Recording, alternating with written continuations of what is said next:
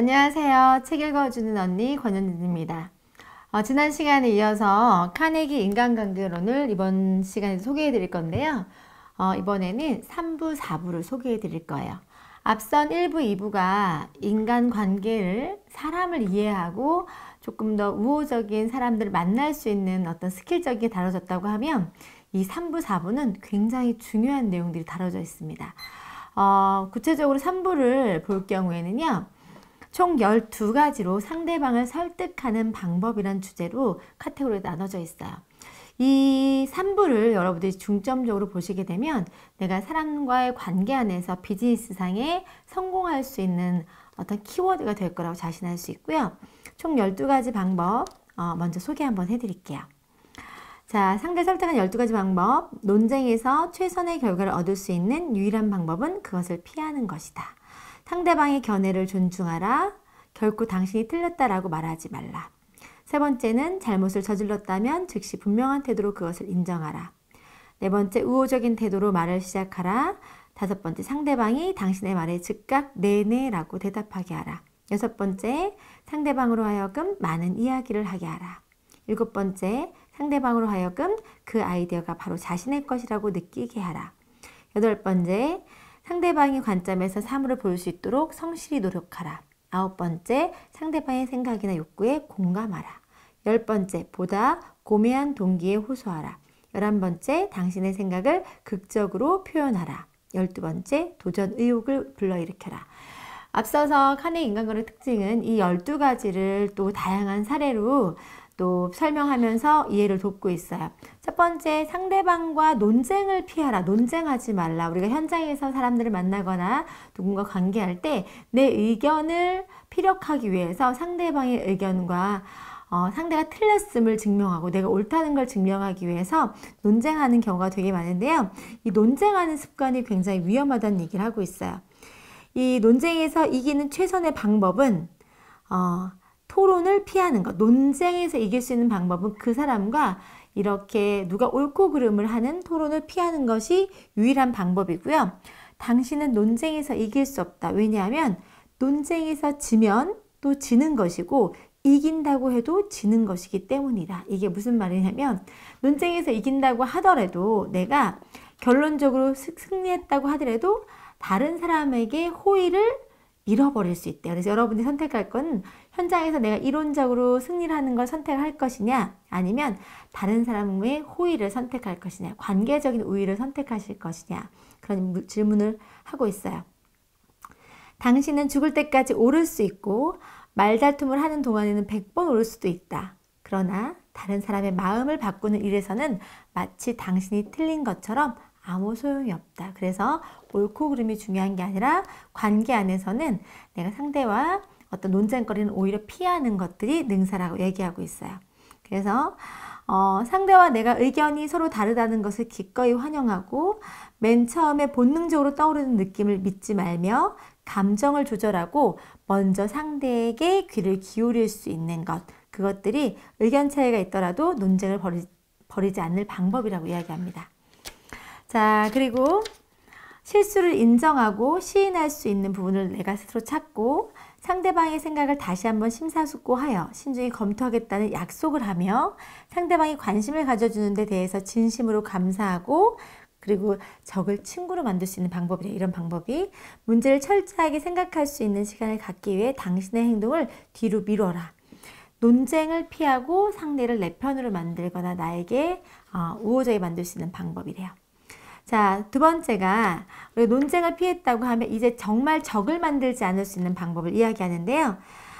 우리가 상대와 내가 이야기하다 보면 그들 생각을 자꾸 바꾸려고 하는데 사실 그건 쉽지가 않대요. 그래서 내가 자꾸 상대와 이야기하는 중에서 내가 적을 만들 수 있는 방법이 뭐냐면 상대한테 동의를 해야 되는데 자꾸 상대를 틀렸다고 얘기하다 보면 여러분은 상대방들의 지성, 판단, 자만심 그리고 모든 자존심을 건드리기 때문에 당신에게 반격할 수 있는 그런 적을 만들게 된대요. 그래서 여러분들은 감정 상하지 않게 상대방들과 함께 소통할 수 있는 법을 배우셔야 된대요.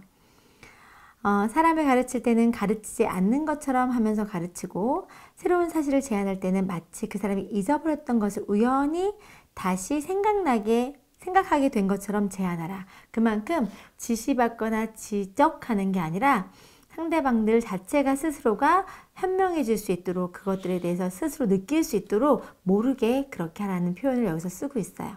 그리고 상대와 대화를 할 때는 항상 내가 옳지 않기 때문에 항상 대화하는 화법 중에서 이렇게 쓰면 좋다네요.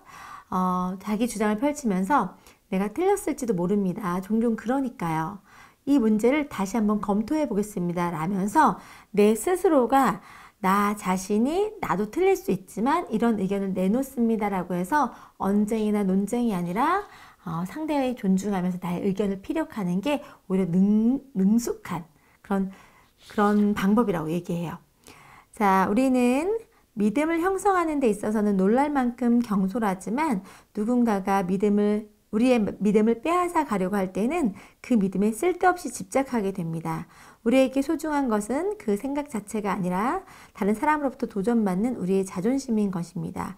그 상대방들이 어떤 내가 의견을 제안하거나 설득하려고 하게 되면 저항하게 되어 있는데 그 본인이 갖고 있는 그 저항심은 자신에 대한 믿음이 자신의 자존심이기 때문에 그렇다고 하는 거거든요. 그래서 그것들을 할 때는 내가 그분의 상태를 이해하고서 조금 조심스럽게 그렇게 다가가라고 얘기해요. 자, 그리고 남의 의견을 정면에서 반대하거나 또 나의 의견을 단정적으로 말하지 않을 것. 나는 확실히, 나는 의심할 나위 없이 이런 단정적인 생각을 표현하는 말보다는 뭐뭐라고 생각합니다. 뭐뭐라고 여겨집니다. 혹은 뭐뭐인 것 같습니다. 라는 걸로 이렇게 표현하면서 상대의 말을 내가 지적하지 않고 나의 주장도 조금 현명하게 제안할 수 있는 것도 필요하다고 해요. 설득이라는 것 자체가 나의 의견을 전달하는 게 목적인 거지 감정이 상한다거나 상대로부터의 어떤 분쟁을 만들기 위한 건 아니니까요. 그리고 세 번째, 내가 만약에 어떤 잘못을 저질렀다고 하면 분명하게 잘못을 인정하래요. 그래서 내 스스로가 내가 그걸 인정하는 순간 나는 내가 스스로 잘못했다고 말하는 순간 상대방들은 나를 우호적이게 생각한대요. 그러면서 어떤 문제가 생겼을 때 제가 그런 부분에 대해서는 실수했군요. 제가 그런 거 너무 잘못한 것 같습니다. 이런 부분 때문에 감정이 상하셨을 것 같아요. 라고 얘기하면서 먼저 내가 내 잘못을 인정하는 순간 상대방들은 그걸 그렇게까지 큰 문제로 여기지 않고 오히려 나의 모습에 대해서 신뢰를 가져가게 될 수 있고요. 내 자신에 대해서 내가 열심히 비판함으로써 그 사람과 싸울 일이 모두 사라져 버린대요.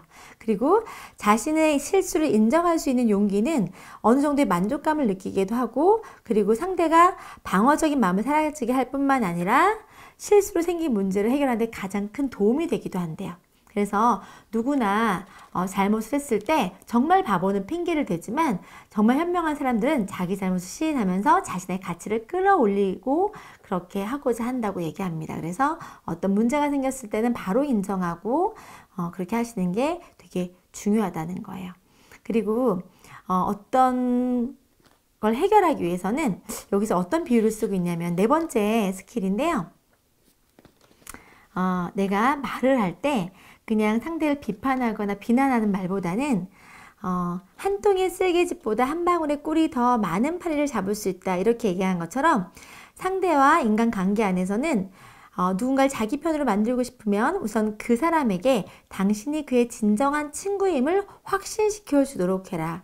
이것이야말로 사람의 마음을 사로잡는 한 방울의 꿀이며 상대의 이성이 호소하는 최선의 방법이다. 그래서 상대방들에게 쓴소리 이런 것보다는 내가 상대한테 꼭 편안하고 나는 당신의 편입니다를 느낄 수 있는 그런 말 한마디가 내가 상대로부터 우호적인 그런 온순하고 다정함이 노함이나 강화보다 더 강력하고 친절한 태도와 우호적인 방법이 온갖 공갈과 비난보다 더 쉽게 사람들의 마음을 바꿔놓는다고 이야기하고 있어요.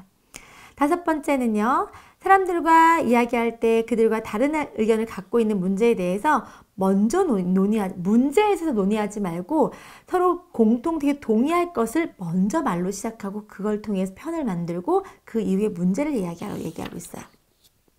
그래서 어떤 상황을 이야기할 때 다수의 안건이 있다고 하면 그거에 대해서 문제거리보다는 함께 서로 동의할 수 있는 걸로 마음을 좀 연 다음에 그 이후에 마지막에 이런 문제를 해결할 수 있는 걸로 이야기하래요. 소크라테스는 자기와 의견을 달리하는 사람들이 동의하지 않을 수 없는 질문들을 했다. 그리고는 한 가지씩 상대방의 동의를 구해 나갔다. 그는 상대방이 불과 몇 분 전만 해도 기를 쓰고 반대했을 어떤 결론을 상대방이 미처 깨닫기도 전에 스스로 수용할 때까지 계속 그 사람이 원하는 그런 방법대로 질문을 통해서 대답하게 했대요.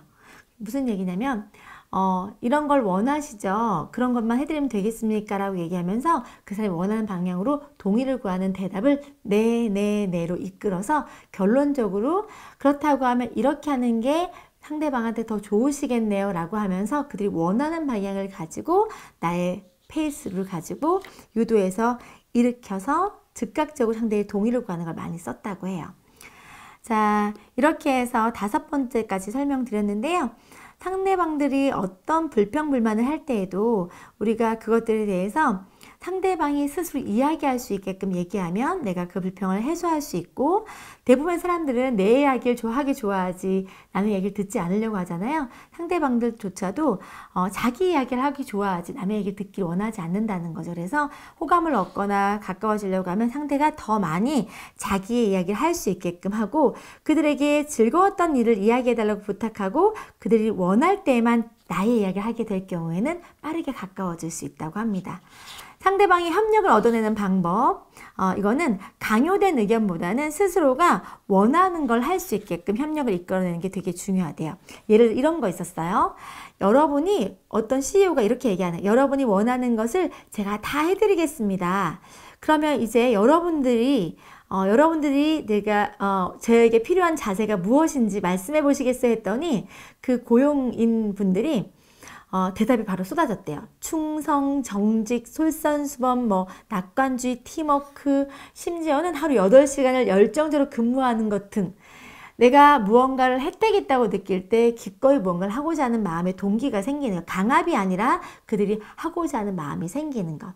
이런 것들을 주거니 받거니 하다 보면 여기 뭐라고 적으면 도덕적인 거래를 이걸 제한한 거래요. 저도 그렇게 생각하는데 어떤 걸 내가 원한다고 하면 그 원하는 걸 그 사람한테 내가 제한받는다고 하면 그걸 하기 위해서 저도 기꺼이 뭔가를 해야 될 그 도덕적인 양심이 있기 때문에 그걸 할 것 같아요. 그래서 상대방을 설득하기 앞서서는 억지로 뭔가를 산다거나 무슨 일을 하라고 명령받고 있다는 느낌을 좋아하는 사람은 아무도 없다. 우리는 자신의 뜻에 따라서 물건을 사거나 혹은 자기 생각에 따라 행동하거나 느끼기를 더 좋아한다. 우리는 희망, 욕구, 이런 모든 것들이 생각이 가진 누가 물어봐 주기를 좋아한대요. 그렇기 때문에 내가 상대를 설득하기보다는 상대가 원하는 것들에 맞춰서 그렇게 하는 것들이 중요하다고 이야기하고 있어요. 그래서 상대방들로 하여금 내가 제안하는 것들이 내가 끌고 가는 게 아니라 그들이 원해서 그들의 아이디어고 그들의 생각이었다는 것들을 인식하게 해주면 쉽게 변심하거나 하지도 않겠죠? 자, 8번째는요. 자신의 문제를 대할 때 갖는 강렬한 관심도와 다른 사람들에 대해서 갖는 하찮은 관심도를 서로 비교해 보십시오.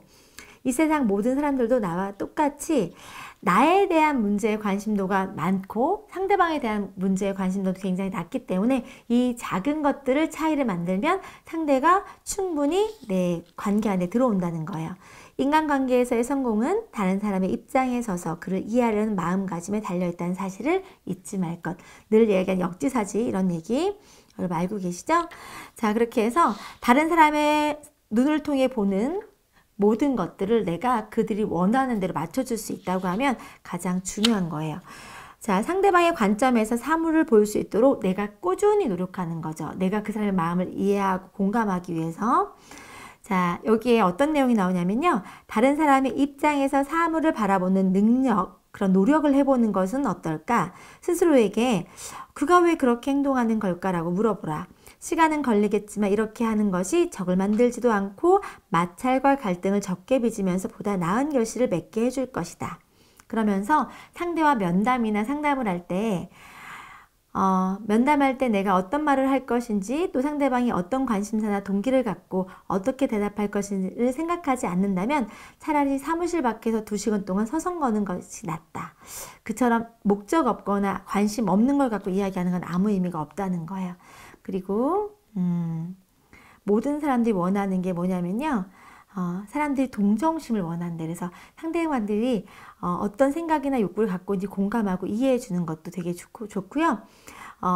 모든 사람이 좋아하는 것들은 인간이 어떤 행동을 하는데 2가지 이유가 있는데 그럴듯하게 보이고 싶어하는 이유고 또 하나는 진짜 이유래요.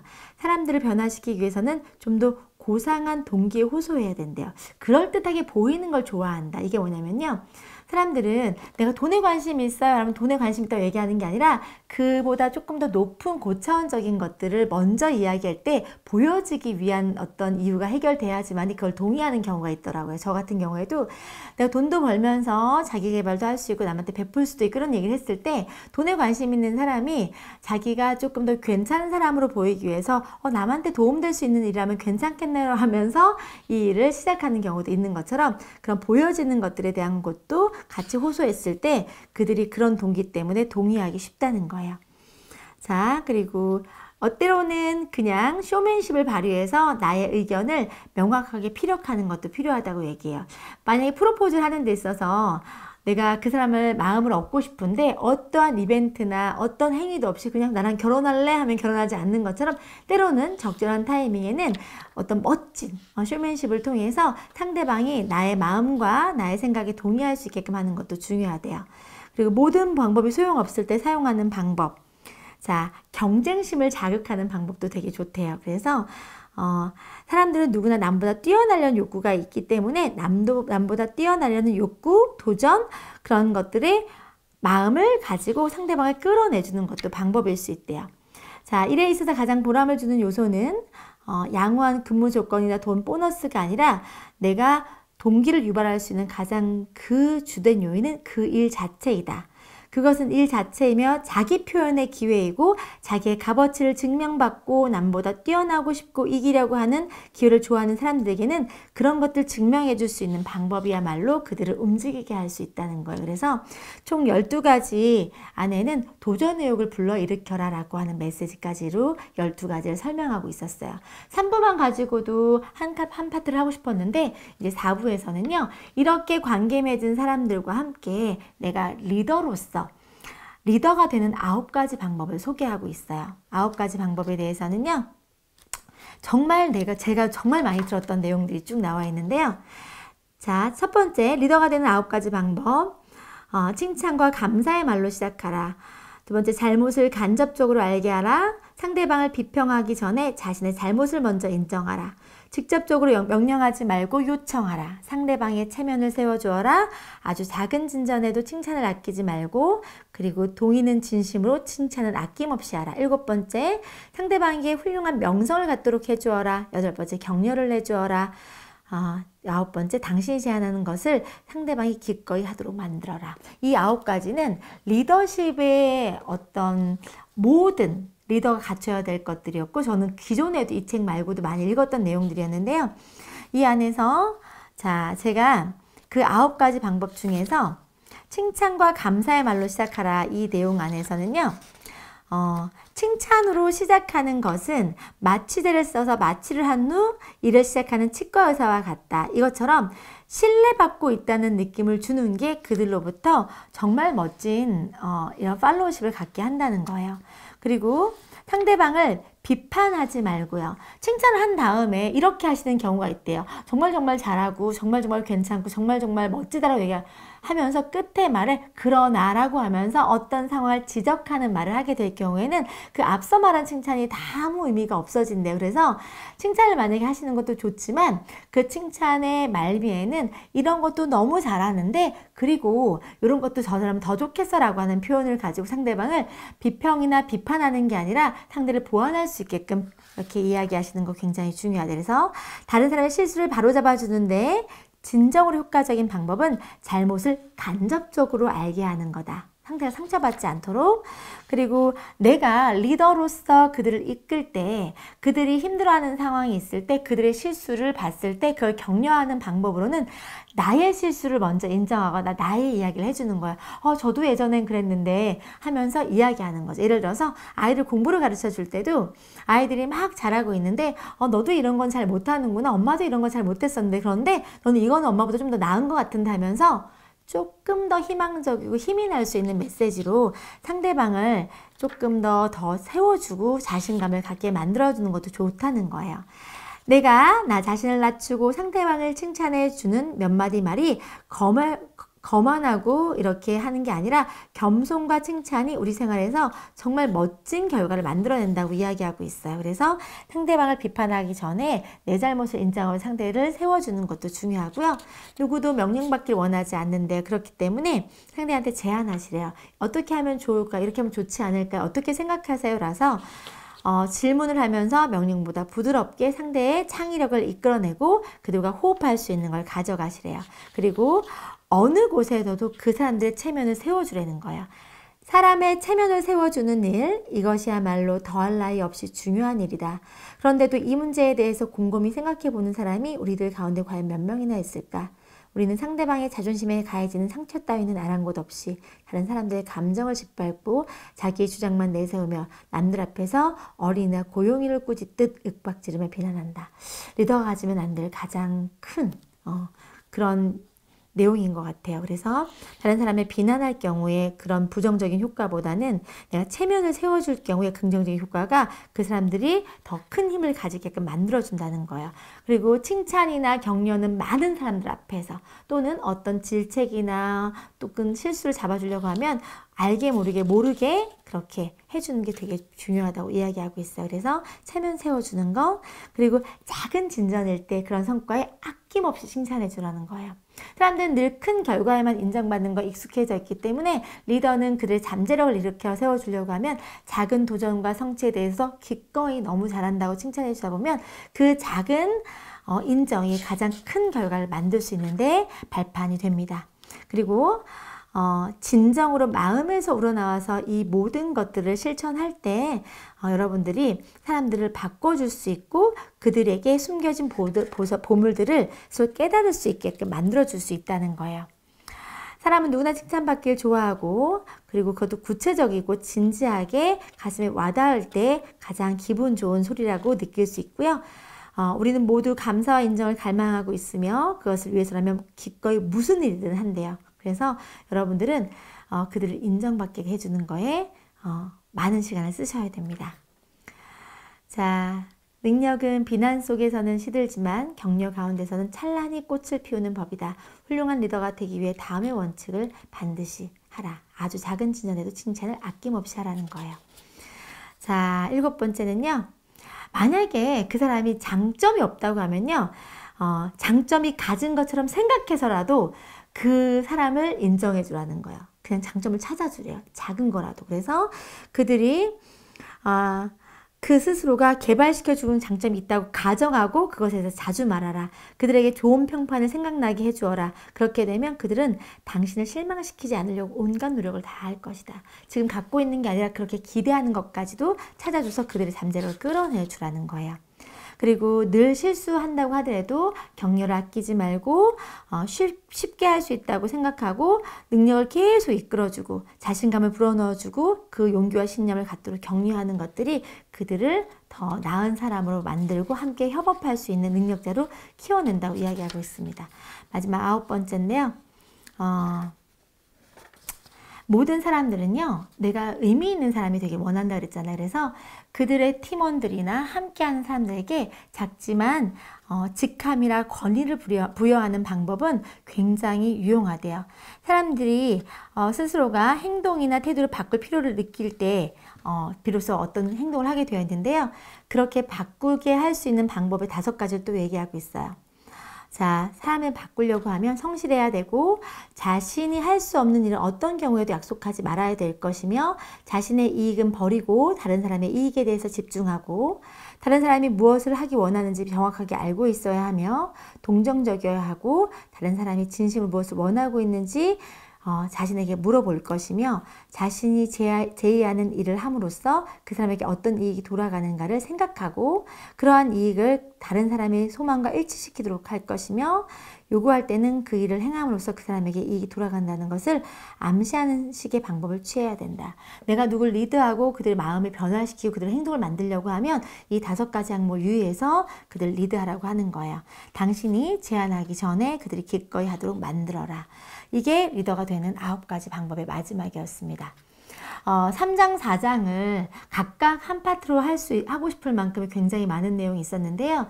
이 12가지와 9가지의 지침들은 여러분들이 세부적인 항목으로 기꺼이 분석하고 찾아보시고 머리에 새기실 만한 내용들이 충분히 될 거라고 저는 생각하고요. 내가 사람들을 설득하거나 사람들을 나와 함께 할 수 있는 사람으로 만들 수 있는 방법, 그리고 그들과 함께 했을 때 그들을 힘들지 않고 지치지 않게 나와 함께 협업할 수 있는 동력자가 만들어낼 수 있는 방법을 오늘 제안해 드렸습니다. 자, 카네기 인간관계론은 오늘 마지막인데요. 여러분들이 이 책은 꼭 내가 필독서로 갖고 있으면서 2번, 3번 읽어보시길 권하고요. 저도 이 책을 계속 곱씹어서 읽어볼 생각입니다. 카네기 인간관계론은 오늘 여러분들에게 도움될 수 있는 시간이 되시기를 바라면서 마치도록 하겠습니다. 오늘 함께 해주셔서 감사합니다.